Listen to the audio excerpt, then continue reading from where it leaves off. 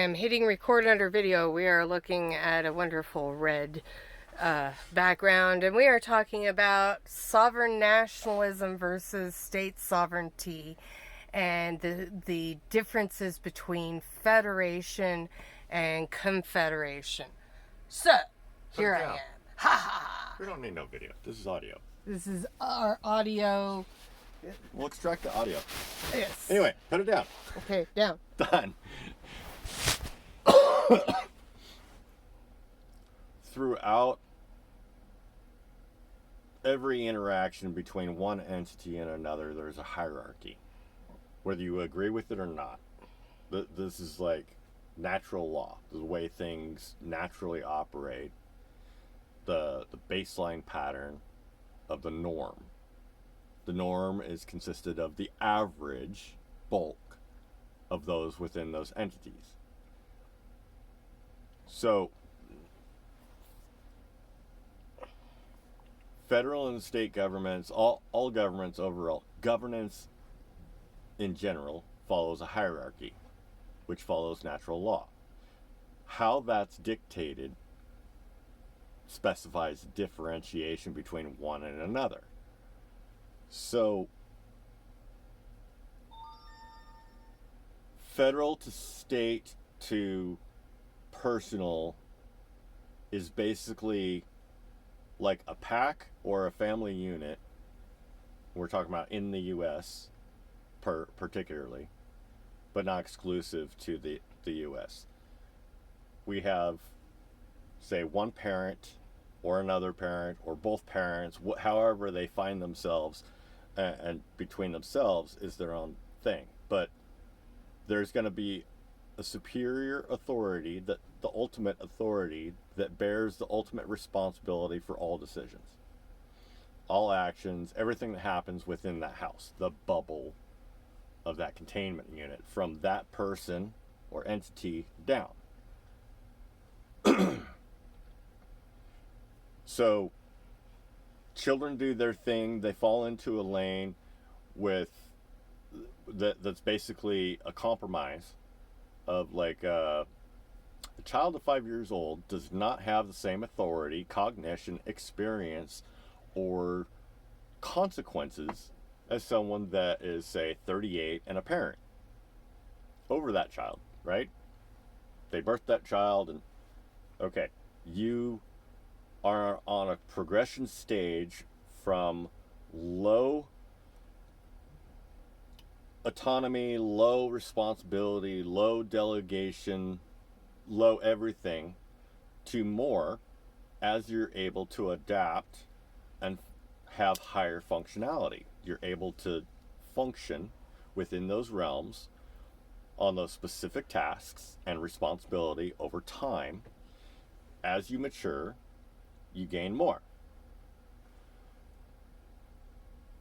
With pertaining to state and national governance, that's basically kind of stays kind of static. You have your statutes, rules, guidance, limitations, constitution, all of that pertaining to different levels. And you have different things that you can do that you can be responsible for and have your own authority over, right? As you go up in the hierarchy, that is supposed to shrink. That's called small government, where it's supposed to, in a healthy way, stick to the bounds of what is most healthy and most mutual, most beneficial for all parties involved. So it's simplified. In a tech basis, you would call that like primitives. What are the most generalized categories that fit within this? And the if you go over into sovereignty, it comes down to a basis of like, what are those rules and guidelines? How are you going to operate, like your house rules? And how well can you do that? So it's the same thing as personal sovereignty on a smaller scale. When you submit to the governance of others, then that makes you a subject of that realm or jurisdiction, that party, whether it's a house or a territory that's geographically based or what have you. That's how we have, as humans, have been operating. And that is the world you live in right now. Right. If you want to say, I don't want to be under this person's dictation and governance, then you have to have something comparable available, whether you supply it yourself or it's supplied by someone else. So if you want a defect from the USSR to the USA, you're saying, I'm leaving the being a subject to that nation to another nation under their rules and guidelines. I want to do that of my own volition. I'm not being forced to. If you want to do a parallel society, it's basically the same concept. If you want to just run and go into a different place because you're having a fit and a tantrum like a little child and you don't have the plans to do it, you are acting as a child. Okay. And then to look at it in terms of whether it is better to, as a sovereign entity, choosing to become an adult and take the responsibilities which come with it and the rules and regulations that you've defined or that you agree with, to then identify that you're not the only one, that there are others out there that are doing the same thing, following the same path, but none of us have any protections right now. Not really. You know, it's like we're in the United States of America. It may be a corporation and be a messed up situation and everything. We can say, hey, I'm a sovereign person, and get all of our paperwork in order to be identified as a sovereign person. But as long as we are within the confines of the current nation of the United States of America, we still have to abide by certain rules and regulations within the house that we are living in. Unless we are living in our own house, which means our own domain. So, like me saying, hi, I'm Lyra, I'm in Clark County, that means that Clark County is the jurisdiction within which I am in. Whether or not I say I'm sovereign. And we see this over and over and over and over and over again, especially with people who are like, well, I have the right to travel across the nation, and they still get arrested and put in jail. Why is that? Because you're in a different jurisdiction. It's not your own house. It's not your house.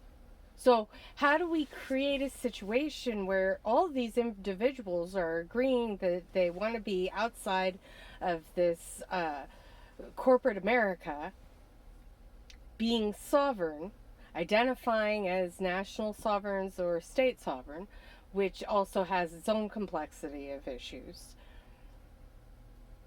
But how do we then come together? Are we federating or are we confederating? And that's the difference that we're looking at right now, because we're looking at, well, there's a specific set of guidelines and rules that we've already identified and others within this sovereign movement saying that we're agreeing with. We're agreeing with honoring the golden rule. We're agreeing with these ethical pillars of conduct, business and social conduct.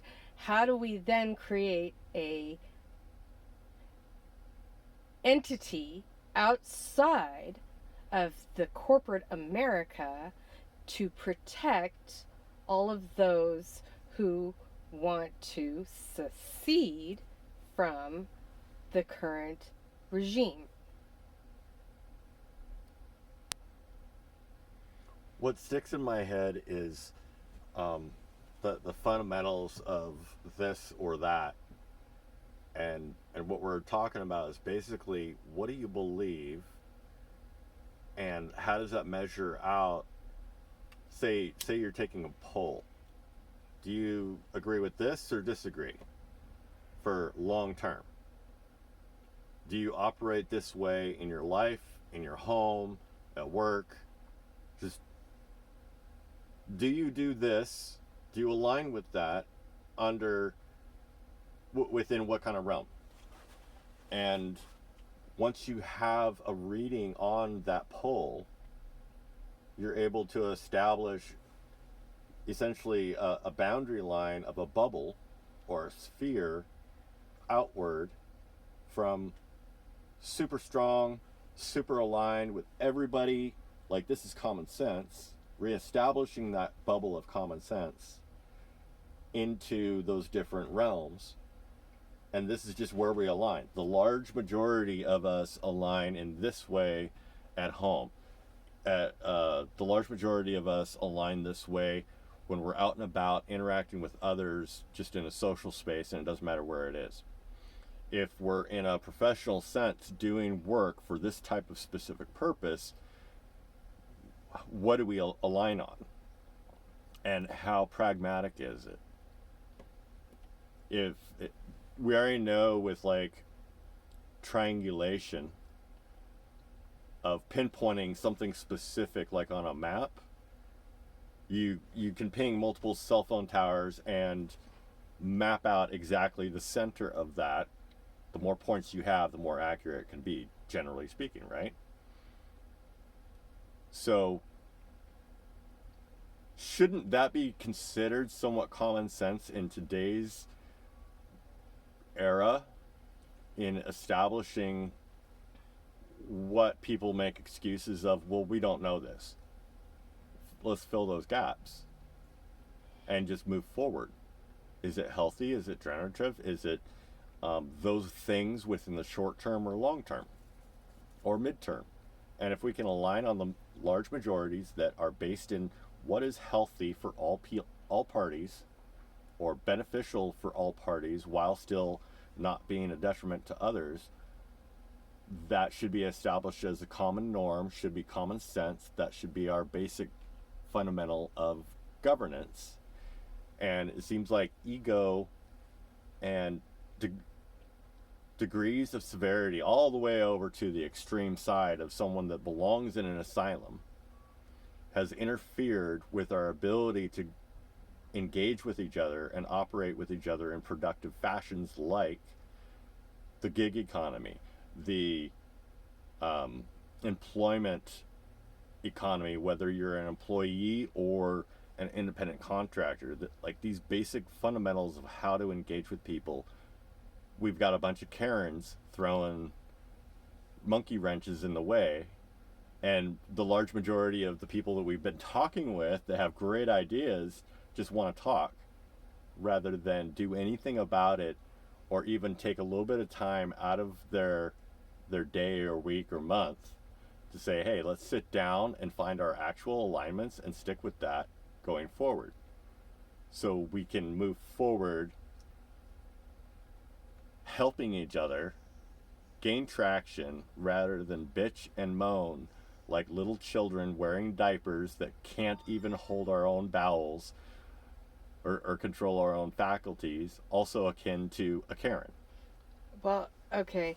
I think that we went down a rabbit hole in that regard. I would like to bring it back to the idea of the differences between federating and being a confederation.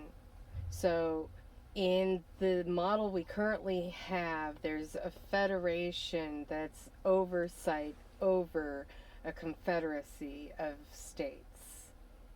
So what that means is that there's still a hierarchy in your sovereign identity.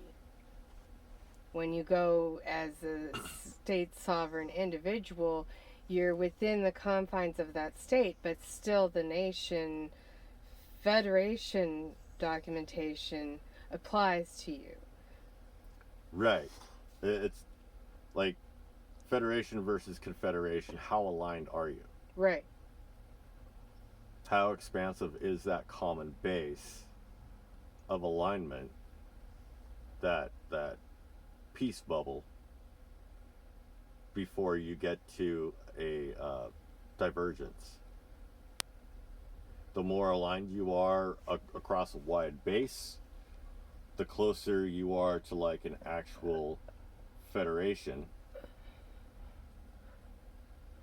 versus a confederation where you have smaller wide base alignments that are more segmented or separated. You don't align as far. I'm specifically speaking on the Cambridge University definition, or was it? No, it's not Cambridge. Cambridge University was part of it, but it's in Britannica, looking at the definition of federation and how they go into detail about how the nation was divided in 1861 as different territories and federations. And then there was Civil War and the Confederate States of America in opposition to the Federal Union because the states did not agree with the Union of the United States and the nationalist agenda. And what it's saying here is federations would provide an opportunity for separate communities to organize themselves in larger units. So what we're looking at in creating a new federation is looking at these separate communities within this nation and other nations, like we were saying. And of course we have examples of entities that have done that, but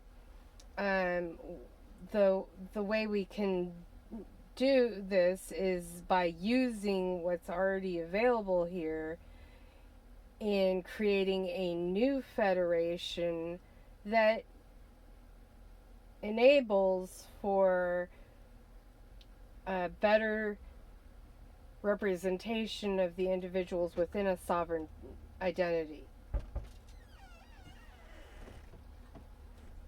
Because we may all each be sovereign, but where is the protection field?